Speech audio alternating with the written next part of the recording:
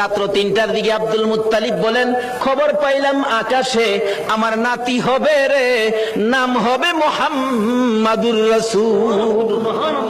এই খবরটা পাই Abdul Muttalib একটা চিৎকার মারছে, আমার নাতি হইছে রে।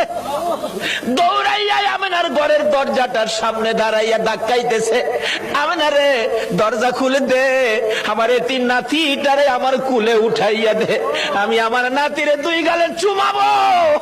আমার নাতি এতিম রে, বাবা নাই, কে আদর করবে? ভিতর থেকে উম্মে আইমান ডাকতেছে, আব্দুল মুত্তালিব আপনি কি পাগল হয়ে গেছেন? আপনার নাতি হবে না নাতিন হবে আপনি কিভাবে জানেন? এখনো সন্তানাদি দুনিয়ায় আসে নাই, আমেনা ঘুমিয়ে আছে।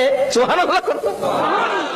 আমার তোমার আমার মা বাচ্চা হলে ওয়া ওয়া করে কান্দে, হাউ মাউ করে কান্দে, পানি খায়, মাথায় পানি দেয়।